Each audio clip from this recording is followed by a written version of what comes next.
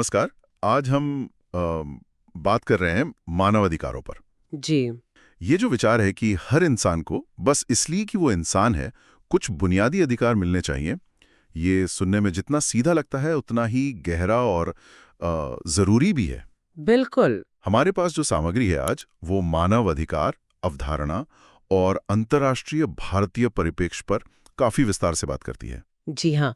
और आज हम इसी जानकारी के तहों में उतरेंगे, कोशिश करेंगे समझने की कि ये मानव अधिकारों का मतलब ये पूरा कॉन्सेप्ट कहाँ से आया, हाँ, दुनिया भर में इसे कैसे एक सिस्टम में ढाला गया और फिर भारत ने अपने संविधान में इसे कैसे अपनाया है, कैसे इसे आगे बढ़ाया है। सही कहा। और ये सोचना भी कि हर व्यक्ति का कम से कम कुछ सम्मान, कुछ स्वतंत्रता का हक है, चाहे वो कहीं भी पैदा हुआ हो, किसी भी समाज का हो, ये अपने आप में एक बहुत शक्तिशाली विचार है ना? यकीनन। लेकिन जैसा कि हमारे स्रोत बताते हैं, इस विचार को सब जगह स्वीकृति मिलने में और फिर उसको कानूनी जामा पहनाने में सदियां लग गई, तो कहानी कहाँ से शुरू होती है इसकी? देखिए, मानव अधिकारों की जड़ें तो बहुत बहुत पुरानी हैं।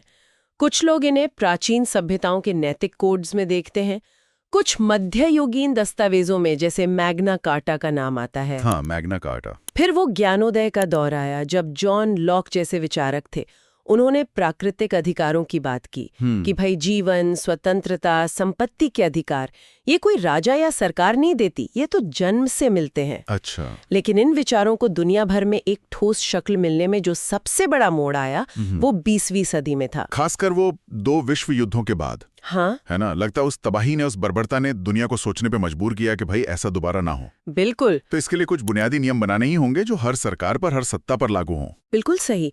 और यहीं से अंतर्राष्ट्रीय मानवाधिकार कानून का सही मायनों में जन्म होता है। 1945 में जब संयुक्त राष्ट्र बना, मतलब यूएन, हाँ, यूएन, तो उसके चार्टर में ही मानव अधिकारों का जिक्र बहुत प्रमुखता से किया गया। ये एक बहुत बड़ा, आप कह सकती हैं, पैराडाइम शिफ्ट था। कैसे?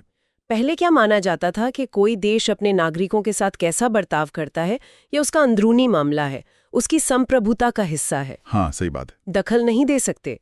लेकिन यूएन चार्टर ने कहा नहीं, मानव अधिकार एक अंतर्राष्ट्रीय चिंता का विषय है, ये सबकी जिम्मेदारी है। हाँ, मैंने भी पढ़ा, अब चार्टर की जो प्रस्तावना है उसमें साफ लिखा है, मौलिक मानवाधिकारों में मानव व्यक्ति की गरिमा और मूल्य में विश्वास।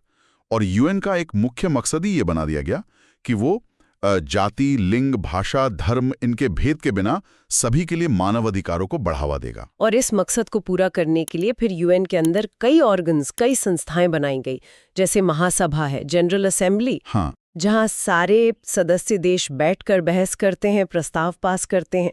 सुरक्षा परिषद भी है, सिक्योरिटी काउंसिल, जो अगर मानवाधिकारों का बहुत गंभीर उल्लंघन हो रहा हो और उससे अंतर्राष्ट्रीय शांति को खतरा हो, अच्छा, तो वो कार्यवाही भी कर सकती है। हालांकि इसका इस्तेमाल बहुत सीमित ही रहा है। फिर वो इकोसॉक यानी आर्थिक और सामाजिक परिषद है, वो भी मानवाधिकारों से जुड़े काम देखती है। और एक मानवाधिकार आयोग भी था ना पहले, जिसे शायद बदल दिया गया। हाँ, पहले कमीशन ऑन ह्यूमन राइट्स था, लेकिन उस पर थोड़े आरोप लगे राजनीतिकरण के, पक्षपात के, तो 2006 में उसकी जगह एक नई बॉडी बनाई गई, मानवाधिकार परिषद, ह्यूमन राइट्स काउंसिल। अच्छा, काउंसिल। जी। और एक बहुत ही महत्वपूर्ण ऑफिस है, office of the high commissioner for human rights, OHCHR। ये दुनिया भर में मानवाधिकारों की निगरानी करता है, रिपोर्ट करता है, उन्हें बढ़ावा देता है। ये सब मिलकर यूएन का जो मानवाधिकार तंत्र है उसकी रीढ़ की हड्डी है। तो यूएन चार्टर ने एक तरह से नींव रखी। लेकिन वो कौन सा दस्तावेज है जिसे अक्सर मानवाधिकारों का मैग्ना कार्टा कह देते हैं? मेरा मतलब है वो यूनिवर्सल डिक्लेरेशन, UDHR। आप बिल्कुल सही जगह पहुंचे हैं। 1948 में जो मानव अधिकारों की सार्वभौमिक घोषणा यानी universal declaration of human rights, UDHR, अपनाई गई, वो एक मील का पत्थर है, एक लैंडमार्क। हाँ, दूसरे विश्व युद्ध की भयानक त्रासदी के बाद दुनिया को एक नैतिक दिशा चाहिए थी, एक ऐसा दस्तावेज जो बताए कि भाई इंसान होने के नाते हर किसी के क्या अधिकार हैं। इसमें एलेनोर रूजवेल्ट की भूमिका बहुत अहम थी, वो उस कमेटी की अध्यक्ष थीं। इसकी बनावट कैसी है? मतलब इसमें किस किस तरह के अधिकार शामिल हैं? देखिए, UDHR में एक प्रस्तावना है और फिर 30 अनुच्छेद, 30 आर्टिकल्स हैं। इन आर्टिकल्स में मोटे तौर पर हम 3 तरह के अधिकार देख सकते हैं। 3 तरह के? हाँ, पहले है नागरिक और राजनीतिक अधिकार, जैसे जीने का अधिकार, गुलामी से आज़ादी, कानून के सामने बराबरी, मनमाने ढंग से गिरफ्तार न होना, फेयर ट्रायल का अधिकार, अपने विचार रखने की, बोलने की आज़ादी, शांति से इकट्ठा होने की आज़ादी, वगैरह वगैरह। ठीक है। दूसरे हैं आर्थिक, सामाजिक और सांस्कृतिक अधिकार, जैसे सामाजिक सुरक्षा का अधिकार, काम करने का अधिकार, बराबर काम के लिए बराबर वेतन, आराम और छुट्टी का अधिकार, शिक्षा का अधिकार, अपनी संस्कृति में हिस्सा लेने का अधिकार। और तीसरी तरह के अधिकार, जिन्हें कभी-कभी सामूहिक अधिकार या एकजुटता के अधिकार भी कहते हैं, वो ये पक्का करते हैं कि एक ऐसी सामाजिक और अंतर्राष्ट्रीय व्यवस्था बने जिसमें ये सारे अधिकार पूरी तरह से मिल सकें। पर जैसा आपने पहले कहा और स्रोत भी बताते हैं, ये यूडीएचआर कानूनी तौर पर बाइंडिंग नहीं थी, मतलब देशों पर इसे मानने की कोई लीगल मजबूरी नहीं थी। हाँ। तो फिर ये इतनी महत्वपूर्ण और प्रभावशाली कैसे बन गई? ये बात थोड़ी कंफ्यूजिंग लगती। ये वाकई एक दिलचस्प बात है और अक्सर ये सवाल उठता है। देखिए, कानूनी तौर पर बाध्यकारी न होते हुए भी यूडीएचआर का नैतिक और राजनीतिक वजन जबरदस्त रहा है। इसे अंतर्राष्ट्रीय मानवाधिकार कानून की आधारशिला, फाउंडेशन स्टोन माना जाता है। अच्छा। कई विशेषज्ञ तो इसे प्रचलित अंतर्राष्ट्रीय कानून, मतलब कस्टमरी इंटरनेशनल लॉ का हिस्सा मानते हैं। कस्टमरी लॉ, वो क्या होता है?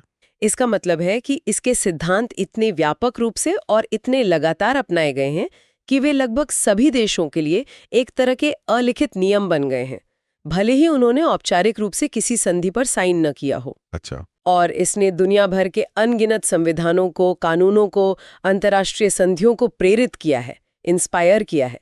ये एक तरह का बेंचमार्क बन गया है, एक स्टैंडर्ड जिसके आधार पर देशों के बर्ताव को परखा जाता है। समझ गया। तो यूडीएचआर ने एक नैतिक और सैद्धांतिक फ्रेमवर्क दे दिया, लेकिन उसको कानूनी जामा पहनाने के लिए फिर और कदम उठाने पड़े होंगे। बिल्कुल।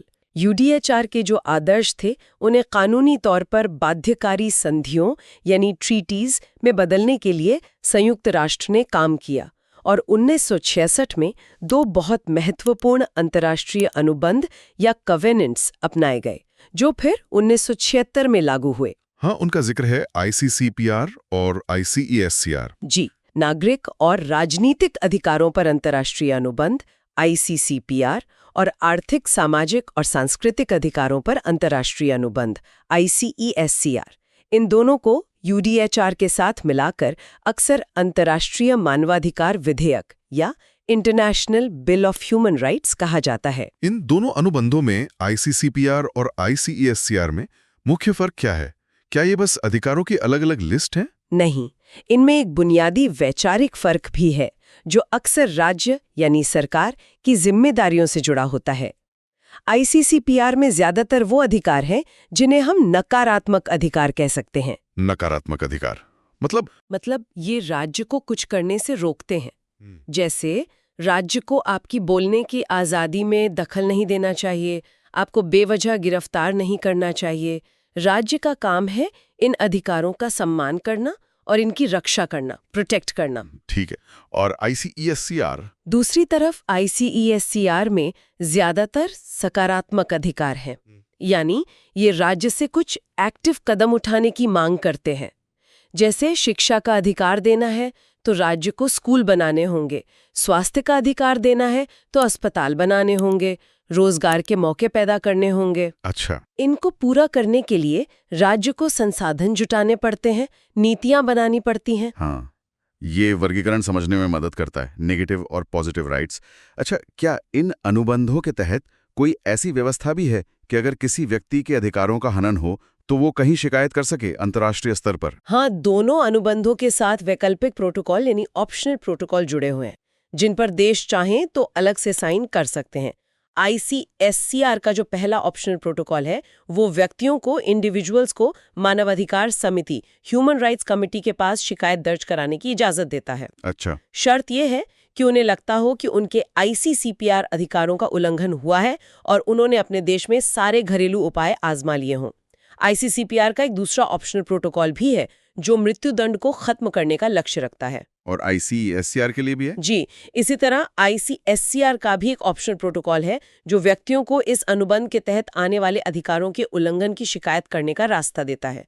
ये सारी व्यवस्थाएं अंतर्राष्ट्रीय स्तर पर एक तरह की जवाबदेही तय करने की कोशिश है। ये तो हुआ वैश्विक स्तर पर यूएन का ढांचा। क्या इसके अलावा क्षेत्रीय स्तर पर भी मानवाधिकारों की रक्षा के लिए कोई तंत्र हैं? स्रोत में यूरोप, अमेरिका, अफ्रीका का जिक्र आता है। हाँ, बिल्कुल है। कई क्षेत्रों ने अपने यहाँ मानवाधिकारों की रक्षा के लिए अपनी संधियां और संस्थाएं बनाई हैं। यूरोप में तो बहुत मजबूत सिस्टम है। वहाँ European convention on human rights ECHR है। ECHR, हाँ। इसने एक European court of human rights बनाया है और उसके फैसले सदस्य देशों पर कानूनी रूप से बाध्यकारी होते हैं। लोग सीधे उस अदालत में जा सकते हैं अगर उन्हें लगता है उनके ECHR अधिकार छीने गए हैं। और अमेरिका और अफ्रीका में कैसी व्यवस्था है? अमेरिकी महाद्वीपों के लिए American convention on human rights ACHR है। इसके तहत एक इंटर अमेरिकन कमीशन और एक इंटर अमेरिकन कोर्ट काम करते हैं। अफ्रीका में African charter on human and peoples rights ACHPR है। पीपल्स राइट्स, लोगों के अधिकार, ये क्या अलग है? हाँ, ये अफ्रीकी चार्टर इस मायने में अनोखा है कि ये सिर्फ व्यक्तिगत अधिकारों जैसे जीवन, स्वतंत्रता, इनकी बात नहीं करता। ये लोगों के अधिकार या पीपल्स राइट्स को भी मान्यता देता है, जैसे आत्मनिर्णय का अधिकार, विकास का अधिकार, एक संतोषजनक पर्यावरण का अधिकार। दिलचस्प है। इसके तहत भी एक अफ्रीकी कमीशन और एक अफ्रीकी कोर्ट हैं। लेकिन जैसे एशिया का जिक्र आता है, स्रोत कहता है कि भाई यहाँ कोई एक पूरे महाद्वीप के लिए ऐसी कोई संधि या व्यवस्था नहीं है, ऐसा क्यों? हाँ, एशिया में स्थिति थोड़ी अलग और जटिल है। यहाँ यूरोप या अमेरिका जैसी कोई एक रीजनल मानवाधिकार संधि या अदालत नहीं है। इसके कई कारण बताए जाते हैं। जैसे? एक तो एशिया के विशालता और विविधता, भौगोलिक भी, सांस्कृतिक भी। फिर राजनीतिक व्यवस्थाओं में बहुत अंतर है।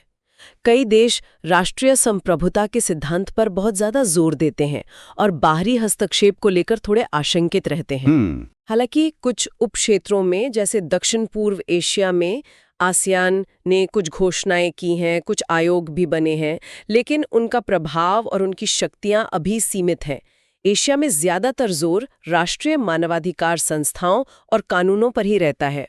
तो मतलब एक यूनिवर्सल स्टैंडर्ड है, लेकिन उसे लागू करने के तरीके अलग-अलग हैं। हाँ, अगर हम इसे बड़ी तस्वीर से जोड़ें तो ये यही दिखाता है कि कैसे मानवाधिकारों के सार्वभौमिक सिद्धांतों को अलग-अलग क्षेत्रीय और राष्ट्रीय संदर्भों में लागू करने की कोशिश की जाती है। कहीं एक मजबूत एकीकृत क्षेत्रीय ढांचा बन पाया है, तो कहीं ज्यादा विकेंद्रीकृत या राष्ट्रीय स्तर पर केंद्रित तरीका अपनाया गया है। ये वो बहस भी है ना, यूनिवर्सलिज्म बनाम कल्चरल रिलेटिविज्म की। हाँ, ये समझना महत्वपूर्ण है। चलिए अब इस चर्चा को भारत पर केंद्रित करते हैं। स्रोत इस बात पर जोर देते हैं कि भारत में मानवाधिकारों की जड़ें हमारे स्वतंत्रता संग्राम से ही जुड़ी हुई हैं। हाँ, ये बिल्कुल सही है। महात्मा गांधी, जवाहरलाल नेहरू और दूसरे स्वतंत्रता सेनानी, उनके विचारों में मानवीय गरिमा, समानता, स्वतंत्रता, इन सब का भाव बहुत प्रबल था। उन्होंने सिर्फ राजनीतिक आजादी की लड़ाई नहीं लड़ी, बल्कि सामाजिक न्याय और व्यक्तिगत अधिकारों के लिए भी लगातार आवाज उठाई। और यही मूल्य थे जो आजादी के बाद हमारे संविधान की आत्मा बने। संविधान की प्रस्तावना, प्रियम्बल, तो इन मूल्यों का सार है ही। न्याय, स्वतंत्रता, समानता, बंधुत्व। भारत को एक संप्रभु, समाजवादी, धर्मनिरपेक्ष, लोकतांत्रिक गणराज्य घोषित करना। यहाँ ये वास्तव में दिलचस्प हो जाता है कि कैसे इन ऊंचे आदर्शों को संविधान में ठोस कानूनी रूप दिया गया। इसका सबसे बड़ा और सबसे स्पष्ट उदाहरण है संविधान का भाग 3, पार्ट 3, जो मौलिक अधिकारों यानी फंडामेंटल राइट्स को समर्पित है। Fundamental rights? जी, ये वो अधिकार हैं जिन्हें संविधान ने इतना जरूरी माना है कि उन्हें सीधे अदालतों के जरिए लागू करवाया जा सकता है। ये सिर्फ घोषणाएं नहीं हैं, बल्कि नागरिकों को मिली हुई कानूनी गारंटियां हैं। इनमें कौन कौन से मुख्य अधिकार शामिल हैं? शुरुआत शायद समानता के अधिकार से होती है, आर्टिकल 14 से 18 तक। जी, अनुच्छेद 14 कहता है कि कानून के सामने सब बराबर है और सबको कानून का समान संरक्षण मिलेगा। Equality before law and equal protection of laws. अनुच्छेद 15 किसी भी तरह के भेदभाव को रोकता है, धर्म, जाति, लिंग, जन्म स्थान वगैरह के आधार पर। अच्छा। इसी अनुच्छेद में राज्य को महिलाओं और बच्चों के लिए विशेष प्रावधान करने की छूट भी दी गई है, जो लैंगिक न्याय की दिशा में एक महत्वपूर्ण कदम है।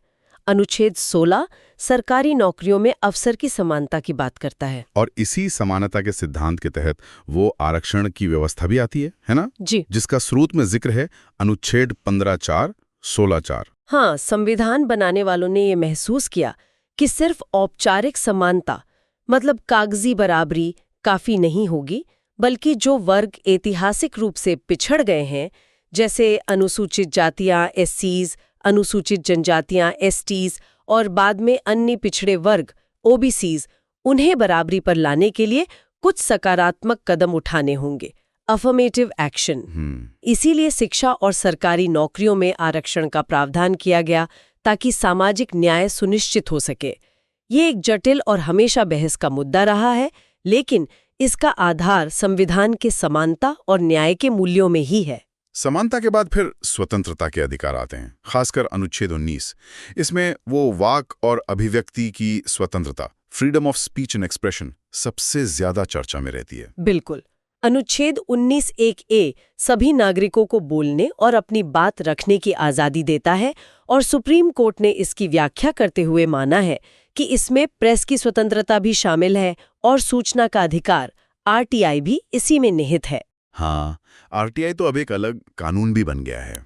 जी, और उसने सरकारी कामकाज में पारदर्शिता लाने में बहुत बड़ी भूमिका निभाई है। लेकिन हाँ, ये स्वतंत्रता असीमित नहीं है, एब्सोल्यूट नहीं है। अनुच्छेद 19(2) के तहत राज्य इस पर उचित प्रतिबंध, रीजनेबल रेस्ट्रिक्शंस लगा सकता है, देश की सुरक्षा, पब्लिक ऑर्डर, नैतिकता, इन सब के हित में। ये संतुलन हमेशा एक बहस का मुद्दा रहता है। और फिर आता है अनुच्छेद 21, जीवन और व्यक्तिगत स्वतंत्रता का अधिकार, right to life and personal liberty. स्रोत इसे सबसे महत्वपूर्ण मौलिक अधिकारों में से एक बताता है और कहता है कि सुप्रीम कोर्ट ने इसकी व्याख्या बहुत ही व्यापक ढंग से की है। निश्चित रूप से ये शायद भारतीय संविधान का सबसे ज्यादा विकसित, सबसे ज्यादा इंटरप्रेट किया गया अनुच्छेद है। सुप्रीम कोर्ट ने बार बार कहा है कि जीवन के अधिकार का मतलब सिर्फ सांस लेना या जिंदा रहना नहीं है, बल्कि मानवीय गरिमा के साथ जीना है, right to life with human dignity. गरिमा के साथ जीना। जी, और इसी गरिमापूर्ण जीवन की अवधारणा के तहत अदालत ने समय समय पर कई और अधिकारों को अनुच्छेद 21 का अभिन्न हिस्सा माना है, जैसे स्वच्छ पर्यावरण का अधिकार, मुफ्त कानूनी सहायता का अधिकार, कैदियों के अधिकार, आश्रय का अधिकार, स्वास्थ्य का अधिकार, शिक्षा का अधिकार भी। हाँ, शिक्षा का अधिकार, जिसे बाद में अनुच्छेद 21(a) के तहत एक अलग मौलिक अधिकार भी बना दिया गया 6 से 14 साल के बच्चों के लिए। और हाल के वर्षों में निजता का अधिकार, राइट टू प्राइवेसी, उसे भी अनुच्छेद 21 का ही हिस्सा माना गया है। कमाल है। ये जुडिशियल एक्टिविज्म यानी न्यायिक सक्रियता का एक बहुत अच्छा उदाहरण है कि कैसे अदालतें संविधान की व्याख्या करके मानवाधिकारों के दायरे को समय और जरूरत के हिसाब से बढ़ा सकती हैं। धर्मनिरपेक्षता, सेक्युलरिज्म भारत के संविधान का एक बुनियादी स्तंभ माना जाता है। धर्म की स्वतंत्रता से जुड़े अनुच्छेद 25 से 28 वो क्या गारंटी देते हैं? अनुच्छेद 25 हर व्यक्ति को अपने अंतःकरण की स्वतंत्रता देता है, मतलब फ्रीडम ऑफ कॉन्शियंस, और अपने धर्म को अबाध रूप से मानने, उस पर आचरण करने और उसका प्रचार करने का अधिकार देता है। लेकिन ये अधिकार पब्लिक ऑर्डर, नैतिकता और स्वास्थ्य के अधीन है। ठीक है। अनुच्छेद 26 धार्मिक संप्रदायों को अपने धार्मिक मामलों का प्रबंधन करने का अधिकार देता है। अनुच्छेद 27 कहता है कि किसी भी व्यक्ति को किसी विशेष धर्म के प्रचार के लिए टैक्स देने को मजबूर नहीं किया जा सकता। और अनुच्छेद 28 सरकारी शिक्षण संस्थानों में धार्मिक शिक्षा पर रोक लगाता है। और अल्पसंख्यकों के लिए भी कुछ विशेष प्रावधान है? जी हाँ, अनुच्छेद 29 और 30 ये अल्पसंख्यकों को, माइनॉरिटीज को अपनी भाषा, लिपि और संस्कृति बनाए रखने का अधिकार देते हैं और उन्हें अपनी पसंद के शैक्षणिक संस्थान स्थापित करने और चलाने का भी अधिकार देते हैं। ये सब मिलकर भारत के धर्मनिरपेक्ष चरित्र को मजबूती देते हैं। ये अधिकार तो बहुत व्यापक हैं, बहुत विस्तृत हैं, लेकिन अगर किसी नागरिक के इन मौलिक अधिकारों का हनन होता है, उन्हें कोई छीनता है, तो उन्हें लागू करवाने का तरीका क्या है? यहीं पर न्यायपालिका, जुडिशरी की भूमिका सबसे महत्वपूर्ण हो जाती है। संविधान खुद ही इन अधिकारों को लागू करवाने का उपाय बताता है, रेमेडी। अनुच्छेद 32 के तहत कोई भी व्यक्ति अपने मौलिक अधिकारों के हनन पर सीधे सुप्रीम कोर्ट जा सकता है। सीधे सुप्रीम कोर्ट? हाँ, सीधे। और सुप्रीम कोर्ट को इन अधिकारों को लागू करवाने के लिए विशेष आदेश या रिट जारी करने की शक्ति है, जैसे बंदी प्रत्यक्षीकरण, हेबियस कॉर्पस, परमादेश, मैंडमस, प्रतिषेध, प्रोहिबिशन, उत्प्रेषण, सर्शियोररी और अधिकार पृच्छा, खो वारंटो। ये तो काफी शक्तिशाली अधिकार है। बिल्कुल। और इसी तरह की शक्ति अनुच्छेद 226 के तहत राज्यों के उच्च न्यायालयों यानी हाई कोर्ट्स को भी दी गई है। इसीलिए न्यायपालिका को मौलिक अधिकारों का संरक्षक, गार्डियन माना जाता है। न्यायपालिका के अलावा क्या कोई और संस्था भी है जो मानवाधिकारों की रक्षा के लिए काम करती है? स्रोत में राष्ट्रीय मानवाधिकार आयोग NHRC का जिक्र है। मानव अधिकार संरक्षण अधिनियम, protection of human rights act. इसके तहत राष्ट्रीय स्तर पर राष्ट्रीय मानवाधिकार आयोग NHRC और राज्य स्तर पर राज्य मानवाधिकार आयोगों SHRCs की स्थापना की गई। ये क्या काम करते हैं? NHRC एक स्वतंत्र संस्था है। ये मानवाधिकारों के उल्लंघन की शिकायतों की जांच कर सकती है, जेलों वगैरह का निरीक्षण कर सकती है, मानवाधिकारों पर रिसर्च कर सकती है और लोगों में जागरूकता फैला सकती है। क्या ये सजा भी दे सकते हैं? नहीं, इनकी शक्तियां ज्यादातर सिफारिशी प्रकृति की है, रेकमेंडेटरी। मतलब ये सीधे सजा नहीं दे सकते, लेकिन सरकार या संबंधित अधिकारियों को सिफारिशें भेज सकते हैं और इनकी रिपोर्टों और सिफारिशों का अपना एक नैतिक और सार्वजनिक दबाव होता है। हमने अधिकारों की काफी बात कर ली, लेकिन संविधान में मौलिक कर्तव्यों, फंडामेंटल ड्यूटीज का भी एक चैप्टर है, अनुच्छेद 51A। ये कब और क्यों जुड़े गए? इनका क्या महत्व है? मौलिक कर्तव्यों को 1976 में 42nd संविधान संशोधन के जरिए जोड़ा गया था, स्वर्ण सिंह समिति की सिफारिशों पर। उस समय देश में आपातकाल लगा हुआ था। हाँ, इमरजेंसी का दौर। इसके पीछे एक सोच ये थी कि नागरिकों को सिर्फ अपने अधिकारों के प्रति ही सजग नहीं होना चाहिए, बल्कि देश और समाज के प्रति उनकी कुछ जिम्मेदारियां, कुछ कर्तव्य भी हैं, उनका भी एहसास होना चाहिए। कितने कर्तव्य हैं इसमें?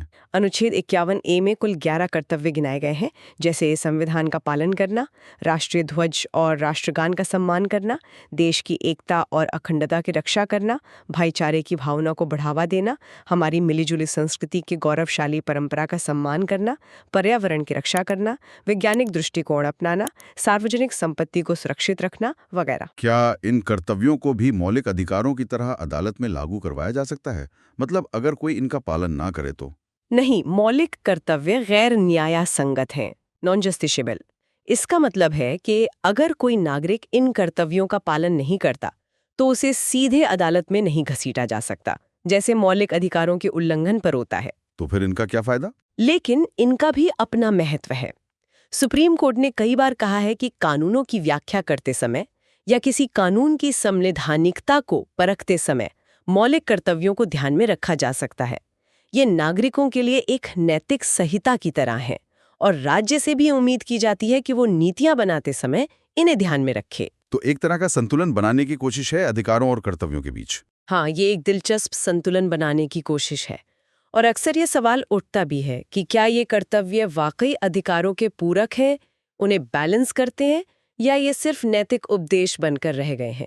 इस पर लगातार विमर्श, बहस चलती रहती है कि अधिकारों और कर्तव्यों के बीच सही रिश्ता क्या होना चाहिए। तो हमने आज मानव अधिकारों की एक काफी लंबी और मेरे ख्याल से महत्वपूर्ण यात्रा की। हमने देखा कि कैसे ये विचार धीरे धीरे विकसित हुआ, कैसे दूसरे विश्व युद्ध के बाद इसे अंतर्राष्ट्रीय स्तर पर एक ढांचा देने की जरूरत महसूस हुई। जी, जिसमें संयुक्त राष्ट्र, UDHR, फिर वो ICCPR, ICESCR जैसी संधियां और क्षेत्रीय व्यवस्थाएं, इन सब ने भूमिका निभाई। हाँ, फिर हमने देखा कि भारत ने कैसे इन वैश्विक मानकों को अपने संविधान में न सिर्फ जगह दी, बल्कि मौलिक अधिकारों के रूप में नागरिकों को बहुत व्यापक गारंटी दी, और उन्हें लागू करवाने में न्यायपालिका की कितनी अहम भूमिका है। बिल्कुल। साथ ही हमने कर्तव्यों के पहलू पर भी बात की। बिल्कुल। सार यही है कि मानवाधिकार सिर्फ कुछ कानूनी नियम या अवधारणाएं नहीं हैं, बल्कि ये मानवीय गरिमा और न्याय के बहुत गहरे मूल्यों पर आधारित हैं। अंतर्राष्ट्रीय संधियां हों या राष्ट्रीय संविधान, ये उनका एक ढांचा जरूर प्रदान करते हैं, लेकिन इनका असली मतलब तो जमीन पर इनके पालन में है। सही कहा। भारत का संविधान इस लिहाज से एक बहुत मजबूत दस्तावेज है, इसमें कोई शक नहीं, लेकिन चुनौतियां हमेशा बनी रहती हैं, ये भी सच है। ये सब जानना वाकई आंखें खोलने वाला रहा, बहुत कुछ सीखने को मिला। अंत में बस एक विचारणीय बिंदु छोड़ना चाहूंगी। देखिए, हमारे पास अंतर्राष्ट्रीय और राष्ट्रीय स्तर पर मानवाधिकारों के इतने विस्तृत और मजबूत कानूनी ढांचे मौजूद हैं, ये अच्छी बात है। फिर भी जमीनी हकीकत में इन अधिकारों को पूरी तरह से सभी के लिए सुलभ बनाना, उन्हें सुनिश्चित करना, ये चुनौती लगातार बनी हुई है। हाँ, ये तो है। ऐसे में भविष्य की ओर देखते हुए ये सोचना भी जरूरी है कि मानवाधिकार की ये जो अवधारणा है, ये खुद कैसे विकसित हो सकती है। खासकर जब हम नई नई तकनीकों को देख रहे हैं, आर्टिफिशियल इंटेलिजेंस है, डेटा प्राइवेसी के मुद्दे हैं, या फिर वैश्विक जलवायु परिवर्तन के जो प्रभाव पड़ रहे हैं, और दुनिया भर में जो नए सामाजिक और राजनीतिक आंदोलन उभर रहे हैं। इन सब के संदर्भ में क्या हमें नए अधिकारों को परिभाषित करने की जरूरत होगी, या जो मौजूदा अधिकार हैं उनकी व्याख्या को और विस्तार देना होगा? ये एक ऐसा सवाल है जिस पर शायद आगे हमें लगातार सोचने और काम करने की जरूरत होगी।